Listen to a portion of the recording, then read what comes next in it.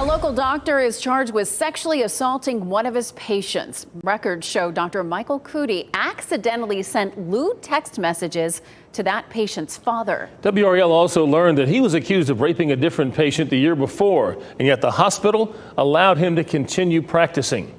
WRAL Investigates Sarah Kruger is asking why.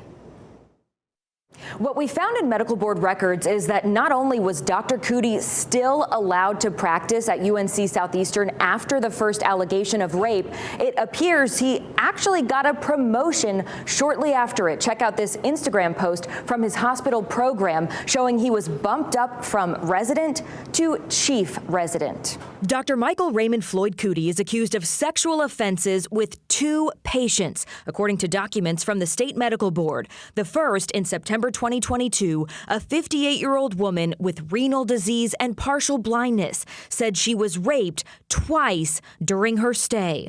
An internal investigation by the hospital was unable to substantiate the allegations. The second in September 2023, a 23-year-old being treated for various mental health issues. In that incident, Dr. Coody has been charged with first-degree forcible sex offense. Documents show he admitted wrongdoing in both cases. Medical board documents explain in the latest incident, after the patient was discharged, Dr. Coody texted what he thought was her phone. It was actually her dad's. These texts requested that she return to the hospital to engage in sexual activity with Dr. Coody and included a photograph of Dr. Coody and an explicit video of a male masturbating. The text further stated that he had engaged in sexual activity, including intercourse, with her while she was hospitalized. The dad reported the text to the hospital and police. Dr. Coody was fired the next day.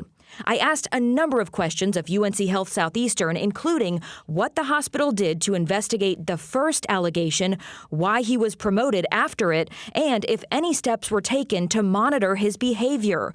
A spokesperson provided a response that did not directly answer those questions, writing in part, "We have fully cooperated with local law enforcement and the NC Medical Board in each of their investigations into these matters. The safety and security of our patients is always our top priority." Just last month, the state medical board revoked Dr. Coody's license. That is very rare. Data I got from the state medical board shows that happens anywhere from 2 to 8 times a year since 2020. There are other kinds of disciplines that prohibit doctors from practicing. A spokesperson explained those are equally rare. Sarah Kruger, WRAL News. Sarah reached out to Dr. Coody to give him the opportunity to share his perspective for this story, but she hasn't heard back yet.